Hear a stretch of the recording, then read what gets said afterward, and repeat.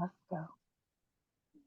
Got it. What up, YouTube? This is your girl Pimp back with another video. You like, comment, subscribe, thumbs it up, thumbs it down, all that goodness. So, without further ado, let me introduce my guest, the owner of Craft Bully. How are you doing, ma'am? I am wonderful. I am wonderful. I am Miss Payal, aka Gwen, aka whatever you want to call me. Her, she, them, we. What? Okay, okay. So, I mean, let them a little bit, know a little bit more where you from and all that good stuff. I'm from the town, the one and only town, E Town, Evanston, born and Okay. raised. Born and Uh, raised, you a townie. Cancer season. I'm a Cancer. Not a I'm a can. Oh Cancer. Lord, Oh, that don't do explains a that. lot. Don't do that. Don't do that. That Cancer. explains a lot. Let me tell you this. Everybody loves Cancer season. Let's just be honest. You could say what you want about a Cancer, but y'all love Cancer season. People live for Cancer season. So I don't. we just gonna leave it at what it is. Y'all kind of crazy. Kind of crazy. That's why we're crazy. Crazy ain't never hurt nobody till you made us do something crazy. That's when we hurt people. And that's what Period. crazy people say. And we okay with it. We are okay with it. We do not dispute that we're crazy. We just tell you don't trigger our crazy. That is true. I will Fair agree with that. warning. That's fair. That's Fair very warning. fair. Okay, well, tell us about Craft Bully. Oh, so Craft Bully is my alter ego for Hmm. my sickness, technically. Okay. Um, when it comes to life, we got to fight fear anyway. So, Craft Bully slogan is fight the fear and just do it. Or do it, not just do it, because that's Nike. So fight the fear and do it when it comes to all things crafting. But reality is we gotta do that in life. So I just applied how I've been living my life since 2018 Hmm. to my business, which we do custom tumblers, some of everything, custom shirts, whatever. We're a custom organization, if you want to put it that way. Anything you Okay. need, well, I shouldn't say anything because I don't do everything, but definitely cups, shirts, full bling shoes, Hmm. some of everything when it comes to custom, but not everything because a lot of things can be custom. So I don't do buttons, I don't do them all over shirts where people be doing all that stuff. I don't do that. I just do the Hmm. simple stuff. That's it. So that's craft bullying. I'm here to teach people who want to get into crafting as a means of coping, a way of therapy without actually having to talk to somebody because everybody don't want to talk to somebody. So the Right. point of craft bully is to teach people how to cope with what they're dealing with in a positive way.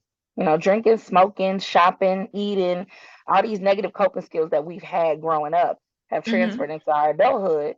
So that's the point of craft bully is to get away from the normal coping mechanisms. You don't need to get drunk to cope. You don't need to have sex to cope. You can Hmm. do something and still get that same dopamine hit and feel better than it would be to do something hurtful to yourself. So that's where craft bully came from. Okay. That's That's actually it. that's pretty awesome. So that's what got you started. It was therapeutic at first. Yeah, it was all for therapy purposes. I needed to figure out with chronic pain. At the time, I didn't know what autoimmune diseases I had. Now that I know, I have four. Oh But wow. exactly. So I had to figure out how to cope with the pain. Therapy was Hmm. working, but you have to cope with getting out of the bed every day. So initially I started writing. So I published 3 books, self-published 3 books. And then I Okay. was like, yeah, but that's not enough. Hmm. And in the process, here came Craft Bully. Craftbully.com. It's live, it's active, and it's what I do Hmm. whenever, I wake up, I don't feel good like today. I got up at like noon and I was not feeling it. The rain had my arthritis on 10. My Yes. mood was funky. I was like, oh, gee, you can't do this. I went downstairs and I started working. And before you know it, I felt good enough to go out to dinner tonight. I felt good enough to have some bottles tonight at Cooper Stock. So it works if you allow it to work.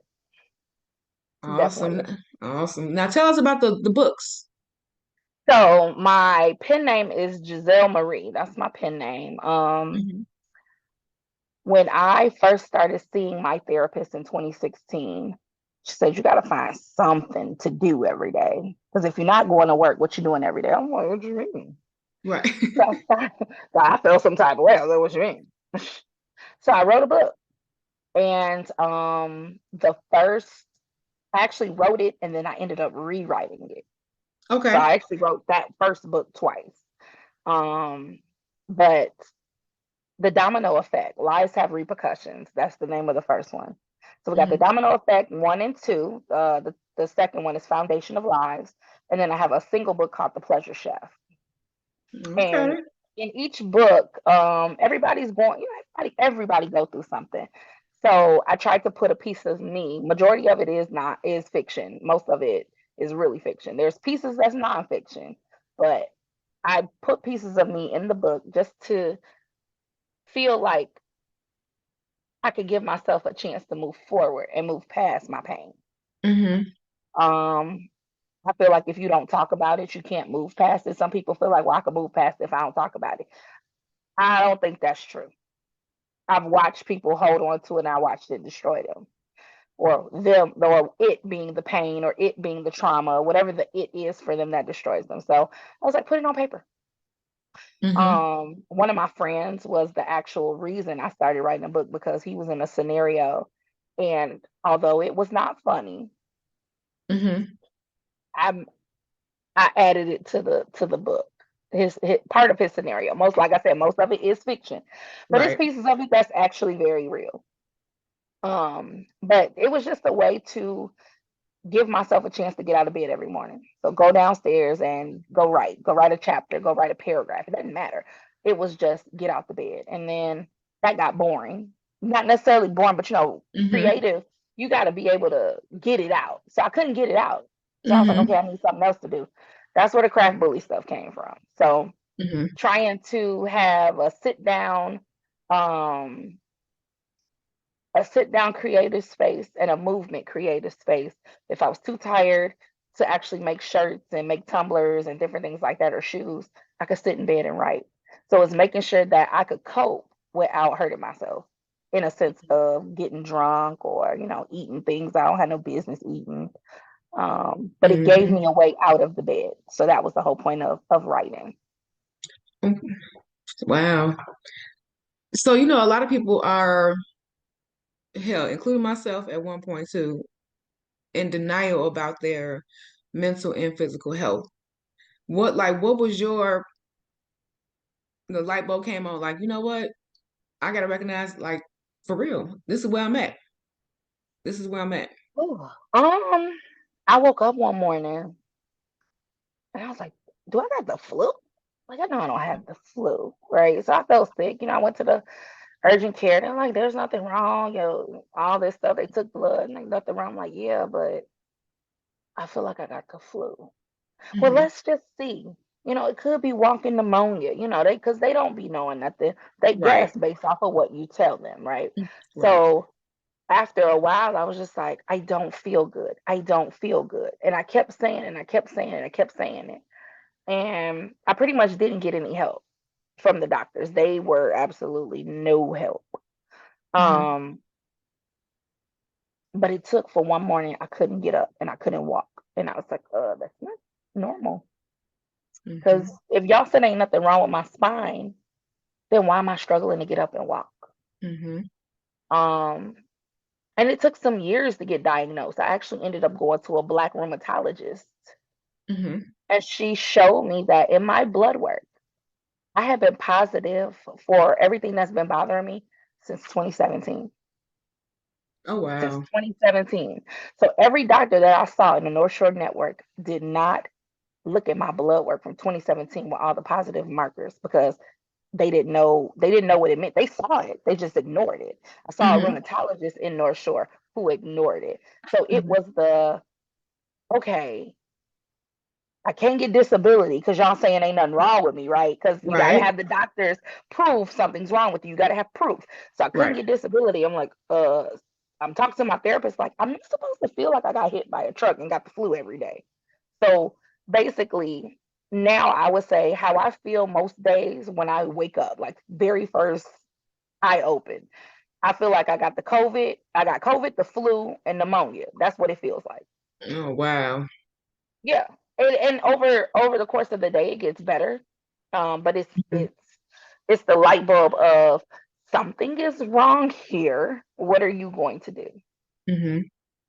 Um, I feel like if the doctors don't hear you, you gotta make them hear you. And the only way to make them hear you is you just gotta keep going. But that gets expensive depending on what plan you got. Thankfully, my husband has great insurance, so I wasn't worried about the copay and this, that, and the next. I just kept going, Mhm. and it got to the point where I was like, well, this is what it is. Oh, okay. Right. Do I let it have me or do I have it and do what I need to do to get through it? So, as much as I want to say, okay, well, are you disabled? Technically, I am in a lot of ways, Mhm. Mhm. but mentally, I'm far from disabled because my brain is working. I feel better than it did when we were in high school. Okay. So if I had the brain I had in high school, I'd have been further along, way further along. But everything happens for a reason. So maybe that was the light bulb I needed, was to have this car accident that triggered everything. And now Mhm. I'm in the space that I'm in where even my autoimmune stuff can't stop what I'm trying to do and trying to Yeah. accomplish. Yeah. That's the part. That's the part. Yeah. So that I will can have to be understand the that. light bulb. Yeah. Yeah. I probably need a light bulb. But it's cool though. You know what I'm saying? Like when you think about it as a whole, you need stuff to happen to you so you know how to navigate life. Because Mm. if it don't happen, then you don't know. I didn't want to be a parent, had a baby, right? I didn't do it again, but I had a baby. Mhm. And I remind myself, you didn't want kids. Are you gonna make sure you don't have more? Right. Yeah, I Right. am, right? Hold yourself accountable. That part. And that's where I live. I live in a space of accountability. I live in a space of um pure reality. Pure Mhm. reality. Now, my situation isn't terrible, but it could be worse. I know, yeah, I'm sick, but if I'm laying in bed and I don't feel good, I got to do the opposite of what I'm doing because I'm gonna feel better. Today was proof. I mean, when I say I felt terrible today, I Mhm. contemplated going to the hospital and everything, and I was like, you know what? No, you just need to get up. You need to get up and train your brain that even when we sick, we still okay. Yeah. And as long as I keep moving in that direction, I'm fine because there's no all blockages are mental. Every roadblock is mental because all you saw was this.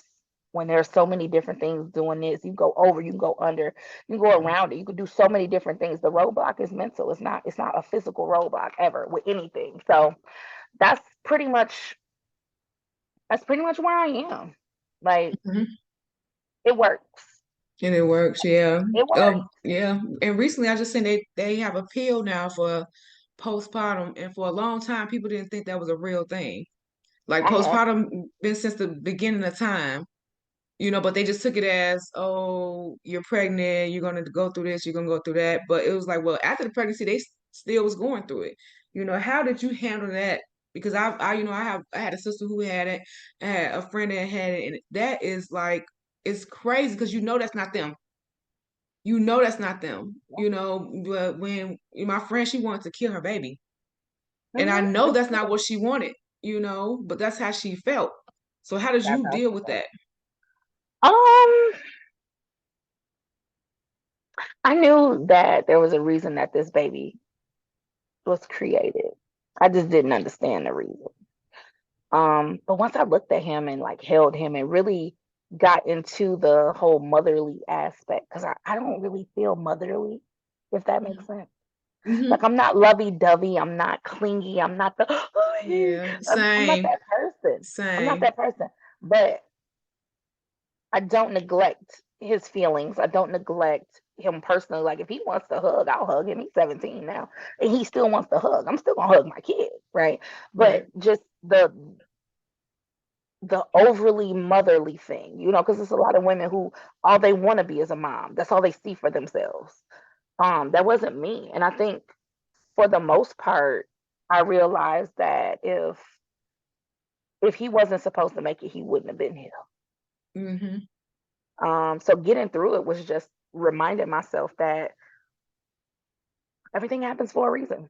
Mm-hmm. You don't get to dictate what happens. You have to navigate what happens, but you don't dictate what happens. We Right. make all these plans for ourselves that honestly we never really see through because something always comes in and disrupts it. And then next thing you know, Always. we on a whole nother plan trying to Mm-hmm. figure out, well, how the hell did I get here? You got there because you wasn't supposed to be where you was going, right? Yeah. So I think that the cards were become a parent and find yourself in being a parent. Yeah. Now, Something as simple as that.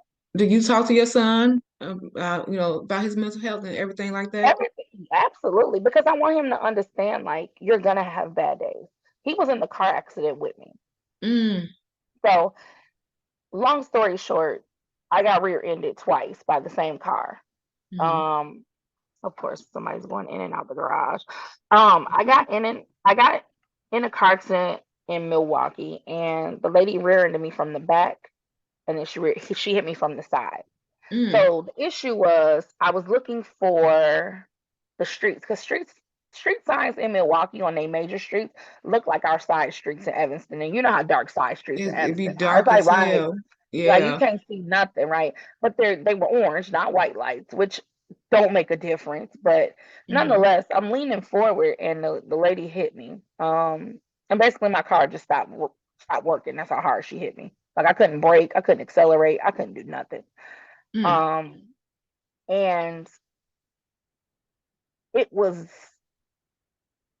it was that scenario where I'm like my kid, right? Once my car rolled to a stop, I done watched her hit other cars, damn near kill like 10, 12 people on a bus stop. It was terrible. Mm. But I realized my kid was in the back seat, never screamed. So I took my seatbelt off, turned real fast to check on him.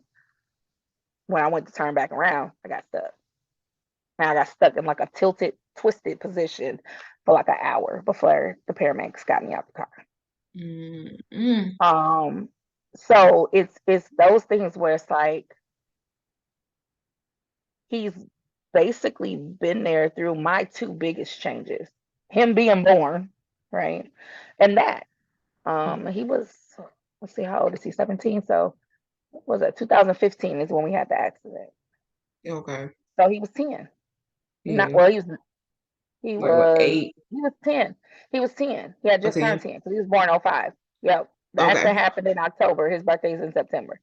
So he was 10 when it happened. So it's the reminder of, the postpartum that I had because I was like, oh yeah, you probably shouldn't be a single parent. But does that mean anything? No. There's just No. it's a part of the story.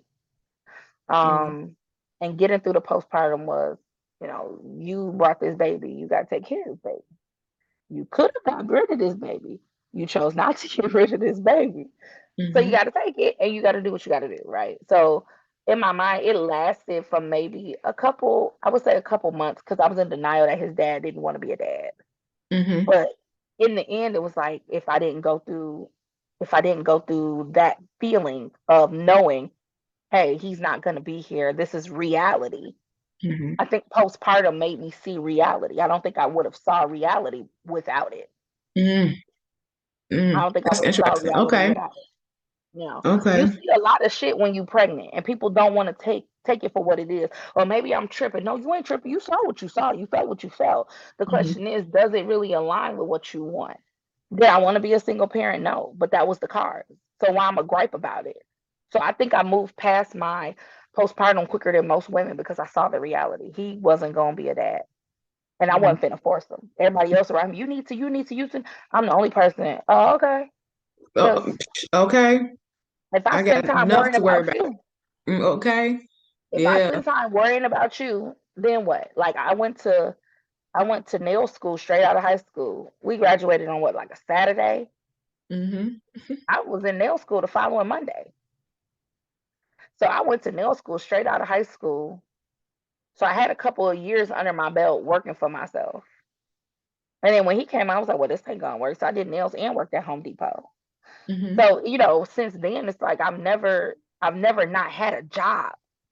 Like I've never not had a job up until, and if I did, it was very short lived, very short lived.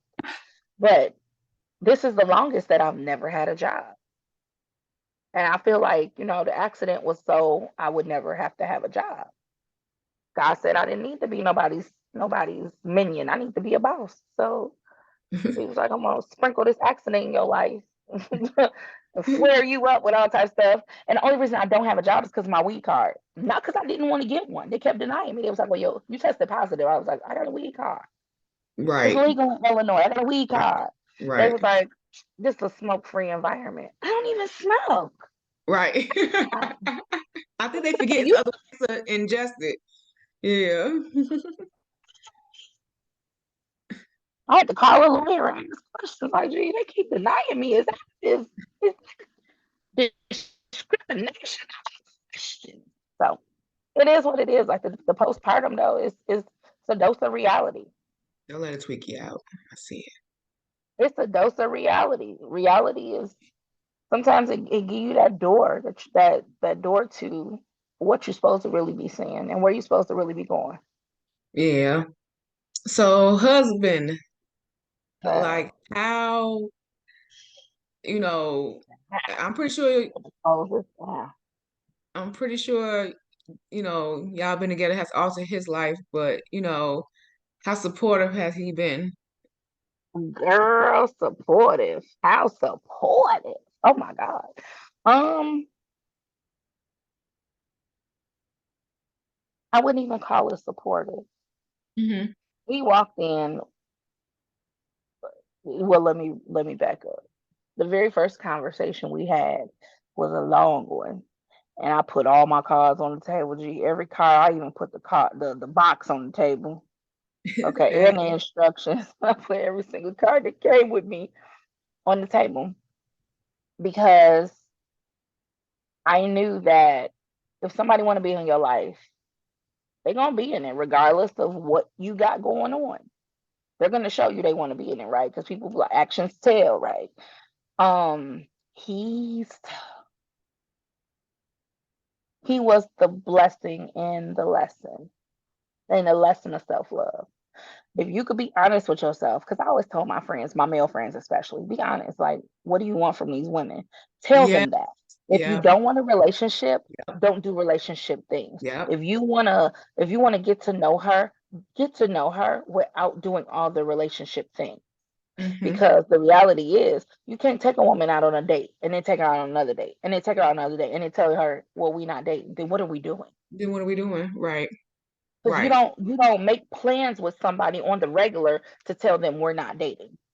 So after dealing with a situation like that, I'm just like, okay, put your cards on the table. Gee, so I'm like, gee, I'm bipolar. I'm bipolar depressive. I got chronic pain. I got this, that, next. That was before I knew I had all these autoimmune diseases. Hmm. And he was like, okay. I was like, just okay. That don't bother you? He was like, no, that don't bother me. I was like, we'll see. I didn't expect it to last. I didn't expect it to last long. I absolutely didn't because in that space I wouldn't have wanted to deal with me. Like the icing was on the cake was he said he didn't want no kids. What you say? We getting married. And that's because I didn't want no more kids. I didn't want the one I had, but I had him because it was like, well, you got pregnant. Now you got to take care of it. End of story, Hmm. right?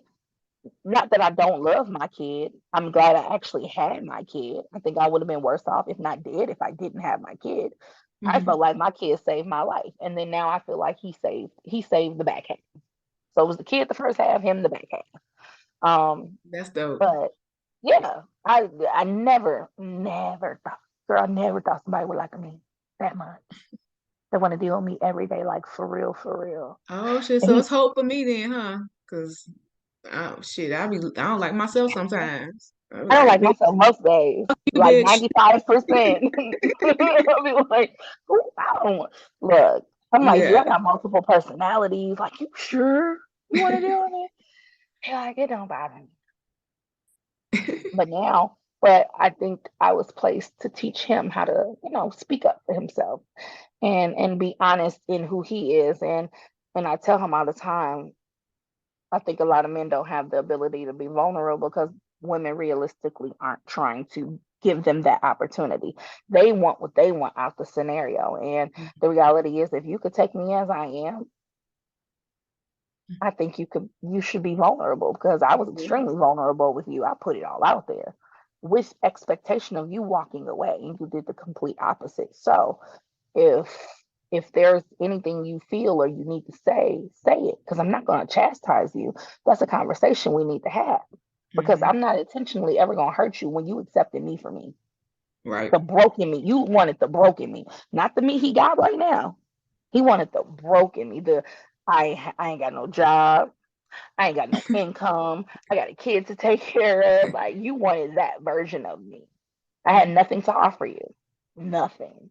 Yeah. So it's a it's the blessing. It's the blessing to make sure that I went down the right path, right?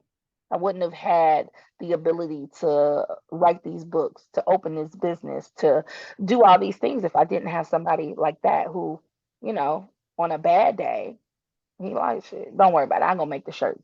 Is it all set Yeah. up? Because he Mhm. know me. I won't go to bed till it's set up, so the next day I can go do what I gotta do. Is it set up? It's set up. Okay, I'm gonna go make it. And he'll go make the shirts. He learned how to make shirts for me. You know what I'm saying? Yeah. He learned how to do specific things because I might need his help. Um, he's good with his hands. He likes to build. You know, he's one of those. He likes to build stuff, take stuff apart. That's his nature. So if I need something, like, can you build me some? I got you. Yeah, he be building stuff for me all the time. So it's that where we are complete polar opposites. We're probably in like the 90th percentile. Okay. That's how polar opposite we are. So don't date somebody like you. Date somebody the opposite. I don't want to date nobody like me. It ain't gonna work. It's not. I promise you, it's not gonna work. You gonna be like, Ugh. how you gonna say it? Time you look in the mirror, you gonna see their face. You're like, I don't even like you. I don't even like you. Okay, well, tell people how they can reach you, how they can get the products, Ooh, how they can get the books, all that good we can stuff. do some of everything. So craftbully.com. That's where you go order tumblers and stuff. I got another business, rebellious-unicorn.com. It's where I put all my shirts. Look out for a Juneteenth special, because I always do Juneteenth shirts. Matter of fact, uh, I got a sale on there now. Buy two, get one free for Black Okay. History Month. Yep. Buy two, get one free on all black culture collection, which includes the Juneteenth shirts. It's a Juneteenth bundle on there where it's like two shirts like the same size. Those are included too. So you could technically get a bundle shirt and another shirt and technically get four shirts instead of three. Oh, okay. Um, Okay. yep, so craftbully.com, rebellious-unicorn.com, and what else? TikTok, Instagram. So TikTok, Craft Bully, Facebook, I got a group where you can come learn how to do some stuff. Craft Bully. What else? Rebellious Unicorn is Rebellious Unicorn LLC on TikTok and Instagram. Rebellious.unicorn.llc on Instagram. But I'm pretty much, if you find me on Facebook, you will be able to find me everywhere else, wherever I'm going and whatever I'm doing. But shirts, tumblers, figure it out. I do Figure it out. graduation, yeah, that part. Whatever you need, figure it out and then see if I do it. I do graduation packages, stuff. I do, look, some of everything. Look, make edibles. Y'all be doing it all. They be mad and be like, "You got edibles?" No. Why not? Cause y'all not gonna waste my weed. No. Oh I my got expensive goodness. weed. I use bougie weed, so no, you don't waste my I know that's money right. or my weed or my weed. Weed is expensive, child, It is especially when expensive. you need it. Especially when you need it. If you don't need it, people are like, oh, it's nothing. You know, no, I ain't start growing plants in my basement yet. My ceiling ain't tall enough. I need Man, to get that. Trust me, it's coming though. it's It's coming. coming. It's coming. It's coming. Okay. Yeah, it's coming. Because legally with a card, you can grow weed in your basement legally. Yeah. So Yeah. Well, I'm there on you it go. eventually. Well, I definitely appreciate you doing this interview, and I will definitely Absolutely. put the information and link below, people. So, this has been a wonderful show. Again, thank you for being on. I appreciate it. You gotta YouTube. come on, man. I forgot. You know what? We need to talk about the podcast, but that's a different story for a different day. We can come back Oh, and talk about the podcast. okay, okay. Look at the podcast. I Love see you. Your Journey podcast. Yes, it's coming. Okay, you It's already got the brewing. name. Okay, It's a okay. YouTube page already created for YouTube. Actually, it's a Mhm. YouTube, TikTok, and Facebook. Love Your Journey podcast. It's coming. I Well, just gotta y'all heard it. get these Make people. sure y'all follow her on all social medias. Once again, Period. thank you so much, guys. Another Alright. awesome video, but you know it's time for us to go. Like I said, make sure you like and comment, subscribe, share this video. Follow us on all our social medias, and until the next Voila. video, peace. Stay on. Peace.